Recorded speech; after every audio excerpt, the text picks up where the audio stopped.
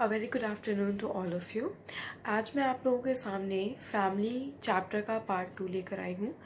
इस चैप्टर के अंदर आज के लेक्चर में हम डिस्कस करने वाले हैं कि फैमिली के टाइप्स क्या क्या हैं। हम उन्हें बहुत डिटेल्ड तरीके से डिस्कस करेंगे विद सम एग्जांपल्स ऑल्सो जो आपको जानने चाहिए। इसके अलावा हम ये भी बात करेंगे what is the joint family. हम जॉइंट फैमिली के कैरेक्टरिस्टिक्स को डिस्कस करेंगे और उसे डिटेल से पढ़ेंगे। This is all about the today's lectures. आज के लेक्चर में हम सबसे पहले डिस्कस करेंगे, हमने प्रीवियस लेक्चर में बात की थी what is family, what is the characteristic of family, what is the significance of family and what are the functions of family. But in today's lecture हम सबसे पहले ये एक ब्रीफ स्टडी लेंगे, ब्रीफ डिस्कशन करेंगे कि हमने पिछले लेक्चर में क्या किया था, उसके बाद हम प्रोसीड करेंगे।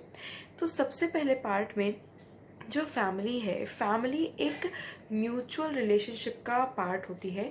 यह एक फैमिली एक ऐसा ग्रुप होता है जिसके कुछ कैरेक्टरिस्टिक्स होते हैं। अब वो कैरेक्टरिस्टिक्स क्या होते हैं?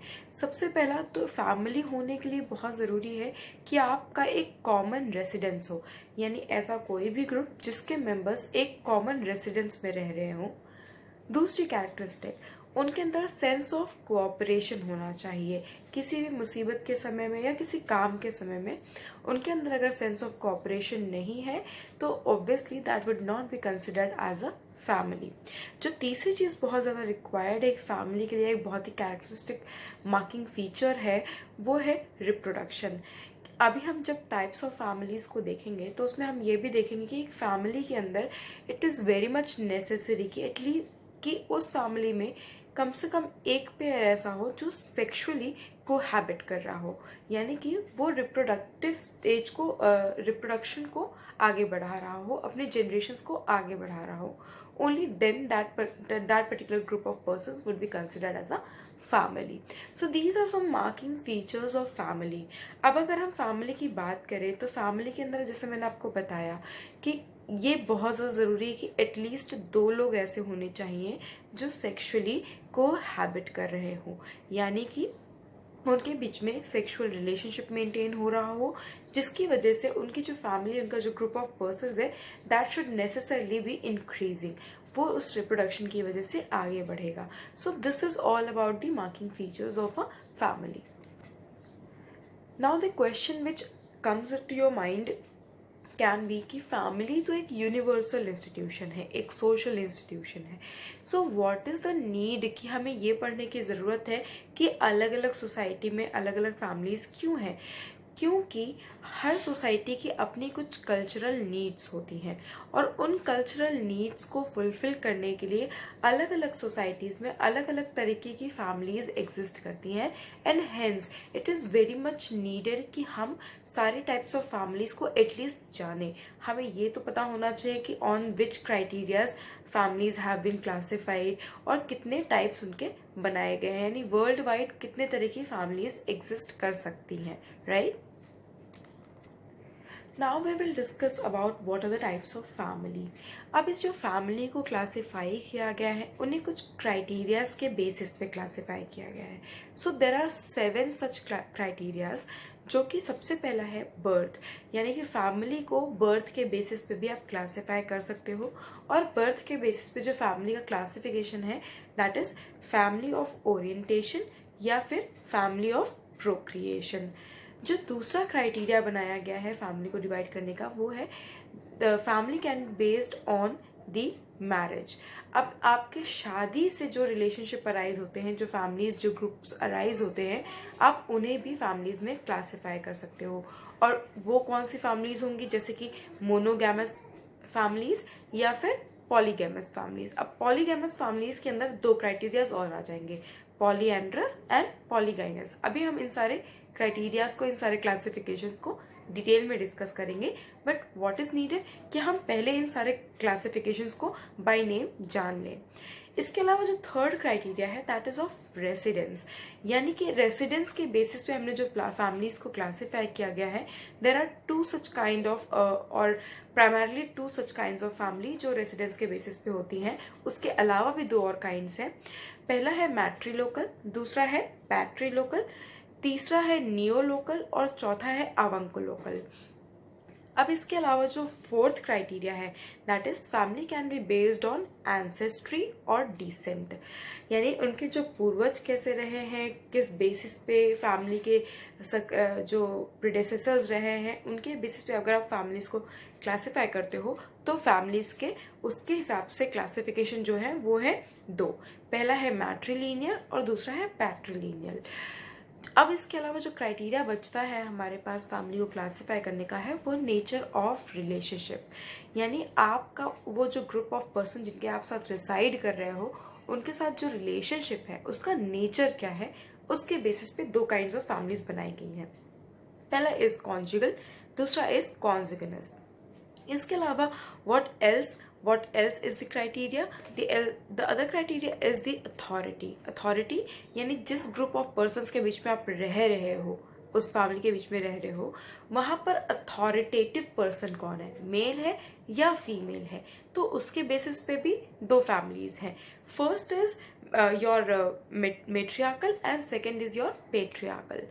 Last one is the criteria of size और structure, यानी families को आप size और structure के basis पे भी divide कर सकते हो, और हमारे लिए हमारे कोर्स के हिसाब से सबसे ज़्यादा prominent यही classification है, the classification of family on the basis of a size or structure. The first one is joint family and the second one is nuclear family. Joint family को आप दूसरा नाम भी दे सकते हो एक्सटेंडेड फैमिली का। हम यहाँ पर सोशियोलॉजी से कंसर्न है, हम इसलिए एंथ्रोपोलॉजी की फील्ड में नहीं एंटर करेंगे। अदरवाइज जो दो क्राइटेरियाज होते हैं on the basis of size और स्ट्रक्चर वो होते हैं nuclear and extended, and joint family anthropology के अंदर एक काइंड ऑफ एक्सटेंडेड फैमिली होती है। So these are the classifications और दीज आर द क्राइटेरियाज जिसके बेसिस पे ये कुछ क्लासिफिकेशंस किए गए हैं जिनके नाम मैंने अभी अभी आपको बताए। So now let's talk about these classifications in detail.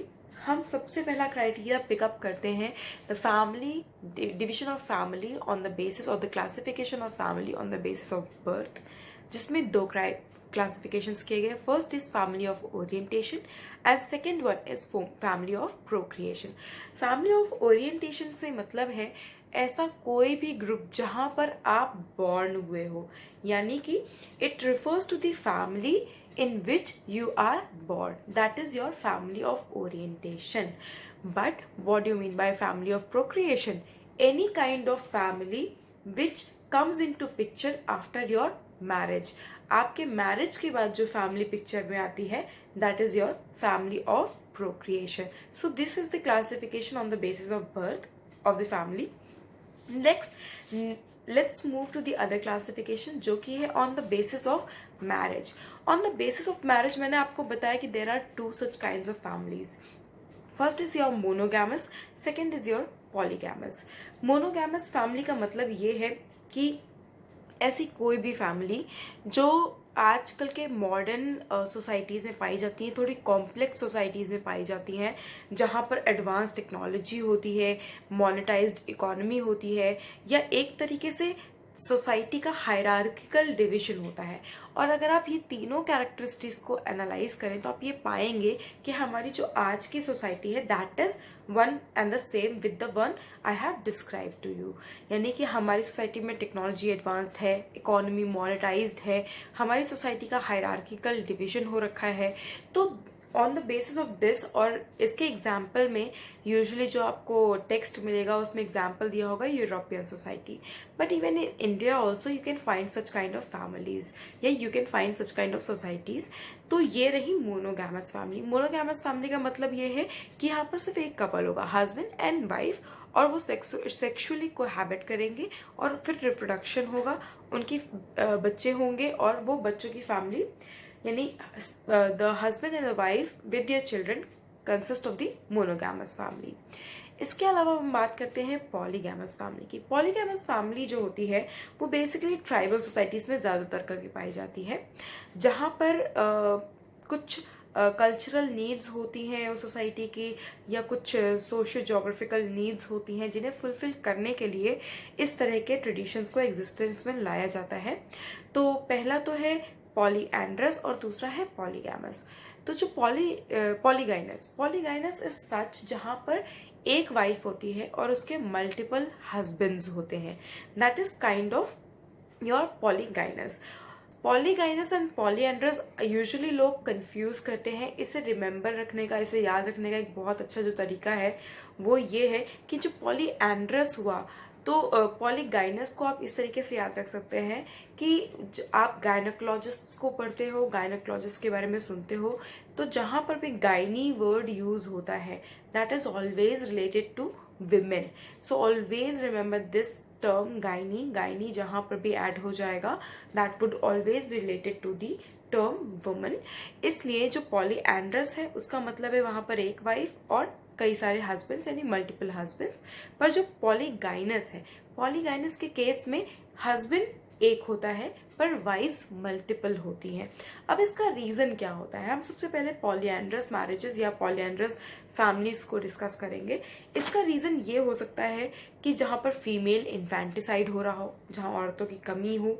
दूसरी चीज, जहां पर कल्टीवेबल लैंड कम हो, यानी कि जहां पर ये खतरा बना हो कि शादी के बाद अगर अलग अलग वाइफ्स आएंगी तो वो जो लैंड है, जो ऑलरेडी कम लैंड है, वो और भी ज्यादा कम हिस्सों में, और भी ज्यादा हिस्सों में बढ़ जाएगी और वो हर पर्सन के पार्ट में और भी ज्यादा कम लैंड आएगी।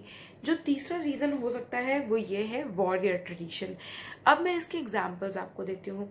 जो टोडा ट्राइब है, टोडा ट्राइब के अंदर फीमेल इन्फेंटिसाइड बहुत हद तक प्रोमिनेंट है और इसीलिए वहां औरतों की कमी है, इसीलिए वहां एक औरत के कई सारे हस्बैंड्स होते हैं।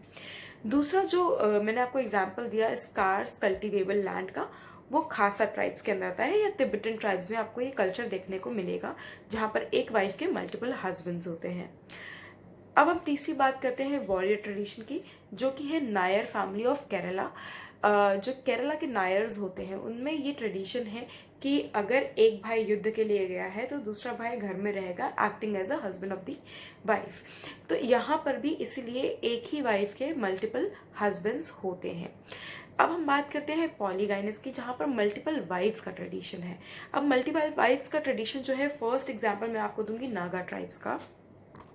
ये जो नागा ट्राइब्स होते हैं, इन नागा ट्राइब्स में बेसिकली मल्टीपल वाइफ्स रखना is kind of a status symbol, यानी कि जितने भी वाइफ्स होंगी उतना ही ज्यादा आपका रुतबा होगा। दूसरी चीज जो है, दूसरा एग्जाम्पल जो है वो है संथाल्स या फिर गोंड ट्राइब्स का। इस ट्राइबल सोसाइटी के अंदर भी जो वाइफ्स होती हैं वो मल्टीपल होती हैं, कई सारी बीवियां होती हैं एक ही आदमी की। और यहाँ पर जो कल्चरल नीड है या जो इकोनॉमिकल नीड है वो ये है कि यहाँ पर लेबर की डिमांड बहुत ज़्यादा है। तो वो लेबर की जो डिमांड है उसे आप फुलफिल कैसे करोगे? ऑब्वियसली आप कई सारी शादियां करोगे, उनके साथ प्रोक्रिएट करोगे, कई सारे बच्चे पैदा होंगे और फिर वो they will act as a labour and hence it is very much needed उस ट्राइब के अंदर कि एक ही आदमी की ढेर सारी वाइफ्स हो। So this is the example of monogamous and polygamous marriages or the families। अब हम बात करते हैं families based on residence। Residence का मतलब ये है कि शादी के बाद जो कपल है, जो हस्बैंड एंड वाइफ हैं, वो आखिर रहेंगे कहाँ जाकर, वो किस ग्रुप ऑफ पर्सन के साथ रहेंगे। तो यहाँ पर मैंने आपको 4 क्लासिफिकेशंस बताए थे। First one is your patrilocal family. Patrilocal family में जो कपल होता है वो after marriage lives with the groom's relatives. जो ग्रूम होता है उसके रिलेटिव्स के साथ रहते हैं। एंड वो जो ये जो पैट्रिलोकल फैमिली हुई, इसका जो सबसे बड़ा कैरेक्टरिस्टिक है वो ये है कि यहाँ पर पेट्रियार्की एग्जिस्ट करती है या पेट्रिलिनियल सोसाइटी एग्जिस्ट करती है। अब हम बात करते हैं मेट्रिलोकल फैमिली की। मेट्रिलोकल का फैमिली का मतलब ये हुआ, ऐसी जब कपल आफ्टर मैरिज ब्राइड के रिलेटिव्स के साथ रहने लगे तो वो कहलाती है मैट्रिलोकल फैमिली। और यहाँ का कैरेक्टरिस्टिक क्या होगा? ऑब्वियसली द मेट्रियार्कल फैमिली और the matriarchal society, the matrilineal society. अब हम बात करते हैं नियो लोकल की। नियो लोकल सोसाइटीज़ या नियो लोकल फैमिलीज़ जो होती हैं वो आजकल का ट्रेंड है। जैसे कि आजकल के टाइम में व्हाट हैपेंस, जो कपल होता है वो यूजुअली शादी करने के बाद ना तो ग्रूम्स के रिलेटिव्स के साथ रहता है ना ही ब्राइड्स के रिलेटिव्स के साथ रहता है। वो एक separate home, separate house hold बनाता है और वहाँ जाके सेटल होता है। So this is your neo local family. अब हम बात करते हैं अवंकलोकल फैमिली की। अवंकलोकल फैमिली का जो कैरेक्टरिस्टिक है वो ये है कि जो कपल है वो आफ्टर मैरिज किसके साथ रहता है, ग्रूम की माँ के भाई के साथ। यानी ग्रूम जो हस्बैंड होगा उसकी जो मदर होंगी उनके मेटर्नल साइड में जाके अगर वो रिसाइड करता है, सेटल होते हैं, तो such families are called as avunculocal family. यानी कि लड़के के मामा के फैमिलीज के साथ रिसाइड करना इज योर अवंकलोकल फैमिली। और यूजुअली बेसिकली ये इसका भी कैरेक्टरिस्टिक्स होता है मेट्रियार्कल सोसाइटी। यहाँ पर भी मेट्रियार्कल सोसाइटी एग्जिस्ट करती है या मेट्रियार्कल फैमिलीज एग्जिस्ट करती हैं। जो नेक्स्ट कैटेगरी अब हम डिस्कस करेंगे दैट इज द कैटेगरी और the classification of family based on the authority. तो अथॉरिटी में हम लोगों को ये चीज़ बहुत अच्छे से पता है कि दो क्लासिफिकेशंस किए गए हैं। पहला क्लासिफिकेशन है पेट्रियार्कल सोसाइटीज, दूसरा क्लासिफिकेशन है matriarchal society. What does this mean by patriarchal society? तो पेट्रियार्कल सोसाइटी का मतलब ये है कि जो मैरिज के बाद जो कपल है, जो उसमें से जो ब्राइड है, वो अपना पेरेंटल होम छोड़ करके अपने हस्बैंड के साथ रिसाइड करती है। और उस तरह की फैमिलीज में यूजुअली जो घर के एल्डेस्ट मेल मेंबर होते हैं उनका डिसीजन मेकिंग के प्रोसेस में अथॉरिटेटिव रूल होता है या उनकी authority is the supreme authority. और जो डिसेंट होता है यानी जो सक्सेसर्स की जो लाइन चली आ रही है वो यूजुअली मेल लाइन पर बेस्ड होती है। अब हम बात करते हैं मेट्रियार्कल सोसाइटी की। इसी तरीके से आप मेट्रियार्कल सोसाइटी को या फैमिली को डिसाइड कर सकते हो। दैट इज कि bride after the marriage stage with her own parents. अपने पेरेंट्स के घर में ही ब्राइड सेटल होती है अपने हस्बैंड के साथ। और वह उस फैमिली में जो उस घर की, उस ग्रुप की जो एल्डेस्ट फीमेल मेंबर होती हैं उनका डिसीजन मेकिंग में अथॉरिटेटिव होता है या उनकी अथॉरिटी सबसे ज्यादा सुप्रीम होती है। और यहाँ पर जो डिसेंट लाइन होती है वो फीमेल होती है। The next classification of the family is definitely based on the ancestry और डिसेंट, दैट इज मेट्रिलिनियल और पेट्रिलिनियल। मेट्रिलिनियल के केस में अगेन अगर आपको किसी फैमिली की पूर्वजों को वो करना है, ट्रेस करना है, पता करना है उनके एंसेस्टर्स के बारे में, तो ऑब्वियसली आप मेट्रिलिनियल सोसाइटी के अंदर फीमेल लाइन को फॉलो करोगे और उसके हिसाब से उनके एंसेस्टर्स डिसाइड करोगे। But what happens in the patrilineal families, patrilineal family के अंदर अगर आपको उनके एंसेस्टर्स के बारे में पता करना है तो आप उनकी मेल लाइन को फॉलो करोगे और अकॉर्डिंगली आप उनके एंसेस्टर्स को ट्रेस करोगे। Next comes in the picture the classification of family based on the nature of relation। तो nature of relation के अंदर मैंने आपको बताया दो क्लासिफिकेशन है again. The first one being the consanguineous family. Consanguineous family होती है जो आपके ब्लड रिलेशंस पे बेस्ड होती है। यानी कि यूजुअली जैसे कि आप सारे भाई बहन अगर आप साथ में रहते हो after your marriages also, then that would be considered as a consanguineous family. Conjugal family क्या होती है? आपकी मैरिटल लाइफ पे बेस्ड जो फैमिली बनती है, आपके मैरिज के ऊपर जो फैमिली बनती है, that is your conjugal family. यानी आपकी मैरिटल टाइज की वजह से जो फैमिली एग्जिस्टेंस में आती है that is your conjugal family. ये जो न्यूक्लियर फैमिलीज होती हैं यूजुअली ये हस्बैंड और वाइफ के रिलेशन से डिसाइड की जाती हैं कि आपकी कॉन्जुगल फैमिली ये होगी, आपकी कॉन्जुगल फैमिली आपके मैरिज रिलेशंस के हिसाब से ये होगी। So this is all about the classification of family on the basis of nature of relation. Now let's talk about the very important point, यानी कि classification of family on the basis of size और structure, that is your nuclear and the joint family. Nuclear family क्या होती है? जहां पर parent और उनके अनमैरिड बच्चे साथ में रह रहे होते हैं, that is called as the nuclear family. But what you mean by joint family? हमारे सामने जो सबसे बड़ा क्वेश्चन है वो है हमें जॉइंट फैमिली को डिटेल में डिस्कस करना है, हमें उनके बारे में डिटेल स्टडी करनी है। सो न्यूक्लियर फैमिली के बारे में आपको इतना पता चल गया है कि there is a couple, husband and wife, दो स्पाउसेस है, उनके जो अनमैरिड बच्चे हैं ये जो एक फैमिली होती है that is the nuclear family. The other kind of family which is on the basis of size and structure is your joint family. तो जॉइंट फैमिली एक तरह की एक्सटेंडेड और एक तरीके की अनडिवाइडेड फैमिली होती है. इस फैमिली के कुछ स्पेशल फीचर्स होते हैं. इस फैमिली में एटलीस्ट मतलब जो नॉर्मल ग्रुप ऑफ मेंबर्स होता है वो यूजुअली 2 से 3 जनरेशन वैरी करता है, यानी कि 2 से 3 जनरेशन के लोग एक साथ रह रहे होते हैं. अब इसका एग्जाम्पल मैं आपको देती हूँ. As an husband wife living with their married or unmarried children and also with their married or unmarried grandchildren. तो यहाँ पर आप देख रहे हैं 2 या 3 जनरेशन्स इन्वॉल्व हैं ग्रुप में, और इसी तरह की फैमिलीज को हम जॉइंट फैमिलीज कहते हैं. ये किसी भी सोशल जो जितने भी सोशल इंस्टीट्यूशंस हैं वो उसके जो सबसे बेसिक प्लेटफॉर्म होता है, जो सबसे बेसिक प्लेट होता है, उसको ये फॉर्म करता है. हमारे हिंदू रिलीजन के अंदर भी अगर आप ध्यान से एनालाइज करें तो हमारे जो कुछ वैल्यूज़ हैं, हमारे कुछ जो प्रिंसिपल्स इवॉल्व किए गए हैं इस रिलीजन के अंदर, वो कहीं ना कहीं इस फैमिली से ही डिराइव किए गए हैं. अब हम बात करते हैं इस फैमिली के सिग्निफिकेंट फीचर्स की. तो Iravati Karve, please remember this name. She was a very famous sociologist also and anthropologist also. तो इन्होंने एक जो आपका यूनिट है जॉइंट फैमिली उसको डिफाइन किया है. उसको डिफाइन इस तरीके से किया है कि जॉइंट फैमिली ऐसा कोई भी ग्रुप ऑफ पीपल है जो कि एक कॉमन रूफ के अंदर रह रहा है, यानी कि सेम रूफ के अंदर रह रहा है. यानी कि पहला कॉमन फीचर, पहला कैरेक्टरिस्टिक क्या हुआ? Common residence. दूसरा, जो वो ग्रुप ऑफ पीपल जो लोग सेम चूल्हे में पका हुआ खाना खाते हैं, यानी who eat food cooked in the same hearth.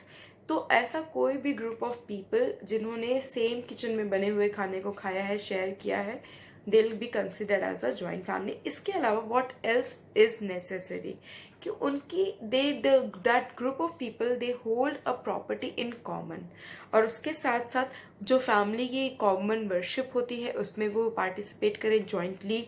इसके साथ साथ वो आपस में एक दूसरे से किसी ना किसी रिलेशनशिप से जुड़े हों. तो these are the some significant features जो इरावती कर्वे ने डिफाइन किए हैं जो जॉइंट फैमिली के होने चाहिए. अब जॉइंट फैमिली भी 2 तरीके की हो सकती है, यानी कि वो डिपेंड करता है कि वो फैमिली कहाँ लोकेट कर रही है, और उसी बेसिस पे जो हमने अभी डिसाइड किया था on the basis of residence family को क्लासिफाई किया था, पैट्रीलोकल और मैट्रीलोकल, ये दोनों ही हो सकती हैं जॉइंट फैमिलीज. जो पैट्रीलोकल फैमिलीज होती हैं उसके कुछ एग्जांपल्स मैं आपको देती हूँ, जैसे कि मालाबार के नंबूदारीज, अंगामी नागा ऑफ असम, इसके अलावा मुंडूज ऑफ छोटा नागपुर. ये कुछ एग्जाम्पल्स हैं जो पैट्रीलोकल जॉइंट फैमिली के एग्जाम्पल्स हैं. अब मैट्रीलोकल जॉइंट फैमिली के एग्जाम्पल्स कुछ ऐसे हो सकते हैं जो मालाबार के आपके नायर्स हैं, और ये जो नायर्स ऑफ मालाबार हैं इनकी जो मैट्रीलोकल जॉइंट फैमिली होती है उसे तारावाड़ कहा जाता है. Tarawad, TARAWAD. Tarawad is known as the matrilocal joint family of Nairs of Malabar. इसके अलावा खासीज और जो गारोज होते हैं, जो गारो हिल्स में रहते हैं आसाम के जो ट्राइब्स हैं, इन ट्राइब्स में भी आपको मैट्रीलोकल जॉइंट फैमिलीज देखने को मिलेंगी. So these are the some examples of joint family, patrilocal and matrilocal both. अब हम फीचर्स की बात करते हैं. मैंने आपको पहला फीचर बता दिया है, कॉमन रेसिडेंस. ऐसे कोई भी ग्रुप ऑफ पीपल जो सेम रूफ के अंदर रहता हो वो जॉइंट फैमिली कहलाएगा. इसके अलावा उनकी जो प्रॉपर्टी की ओनरशिप है वो भी कॉमन होनी चाहिए. साथ ही साथ इनका जो किचन है वो भी कॉमन होना चाहिए. इसके अलावा यहाँ पर फैमिलिस्टिक ऑर्गेनाइजेशन देखने को मिलना चाहिए. What you mean by this familistic organisation?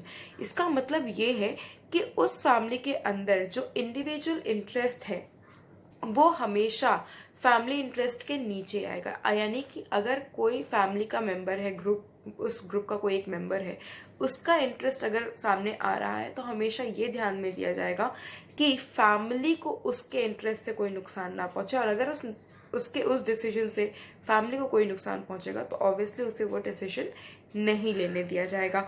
इसके साथ ही साथ जो फैमिली के लोग होंगे, मेंबर्स होंगे, जो उनका स्टेटस होगा वो उनके एज और उनके रिलेशन के हिसाब से डिसाइड किया जाएगा। जो अथॉरिटी होगी वो प्रिंसिपल ऑफ सीनियरिटी पे बेस करेगी, यानी जो सबसे वहाँ सीनियर मोस्ट मेंबर होगा उसे अथॉरिटेटिव राइट्स दिए जाएंगे। जो दूसरा एक बहुत ही प्रोमिनेंट फीचर है इस जॉइंट फैमिली का वो ये है कि जितने भी टाइप के फ्रेटर्नल रिलेशंस होंगे या फीलियल रिलेशंस होंगे उन्हें हमेशा प्रेफरेंस दिया जाएगा ओवर द कॉन्जुगल रिलेशनशिप। अब इस सेंटेंस का मीनिंग क्या है, यानी ऐसे हर रिलेशन को प्रेफरेंस दिया जाएगा जो ब्लड से रिलेटेड होगा over the relationship which has been made by the marriages. इसके अलावा what else can be the feature of this joint family, यहाँ पर सारे मेंबर्स को इक्वल अटेंशन दिया जाएगा। और जो सबसे इम्पॉर्टेंट फीचर होता है ट्रेडिशनल जॉइंट फैमिली का वो ये है कि यहाँ पर जो मेट सिलेक्शन होगा यानी पार्टनर्स का जो सिलेक्शन होगा वो एल्डर्स के द्वारा लिया जाएगा, वो एल्डर्स के द्वारा किया जाएगा। And this is the very prominent feature of the traditional joint family. So इसके अलावा और भी कुछ चीज़ें हैं जैसे कि जो रिस्पॉन्सिबिलिटी है वो भी शेयर्ड होगी मेंबर्स के ऊपर और कोऑपरेशन का सेंस होगा। So these are the some characteristic features of joint family. और आपको ये ध्यान रखना चाहिए कि traditionally Asian societies joint families ही हुआ करती थी, but with the change of time, with the change of with the advancement of science and technology चीज़ें बदल चुकी हैं और रिलेशनशिप में बहुत डिफरेंस आ चुके हैं। और इसीलिए अब फैमिलीज ट्रेडिशनल जॉइंट फैमिली से बदल करके न्यूक्लियर फैमिलीज होने लग गई हैं। So this is all about the chapter of family which you need to know under the sociology. Thank you so much.